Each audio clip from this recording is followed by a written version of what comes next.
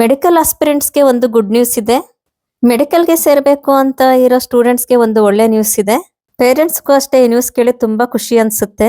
ಮುಂದಿನ ವರ್ಷ 2026-27 ನಲ್ಲಿ 2 ಹೊಸ ಮೆಡಿಕಲ್ ಕಾಲೇಜ್ಗಳು ಓಪನ್ ಆಗ್ತಾ ಇವೆ.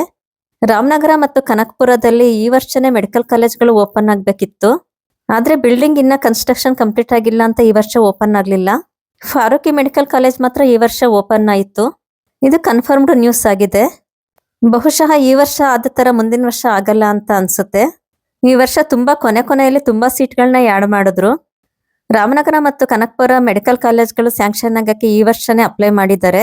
ಮುಂದಿನ ವರ್ಷ ಸೀಟ್ಗಳು ಆಡ್ ಆಗೋದು ಖಂಡಿತ. ಪೇಪರ್ ಅಲ್ಲಿ ಬಂದಿರೋ ನ್ಯೂಸ್ ಪ್ರಕಾರ 300 ಬೆಡ್ಸ್ಗೆ ಅಪ್ಲೈ ಮಾಡಿದ್ದಾರೆ. ಇನ್ನ 650 ಬೆಡ್ಗೆ ಅಪ್ಗ್ರೇಡ್ ಮಾಡಬೇಕು ಅಂತ ಹೇಳ್ತಾ ಇದ್ದಾರೆ. ಈ ವರ್ಷದ ಮಾಪಪ್ ರೌಂಡ್ ಅಥವಾ ಥರ್ಡ್ ರೌಂಡ್ ಇನ್ನ ಕಂಪ್ಲೀಟ್ ಆಗಿಲ್ಲ. 27ನೇ ತಾರೀಕಿನೇ ರಿಸಲ್ಟ್ ಬರಬೇಕಿತ್ತು.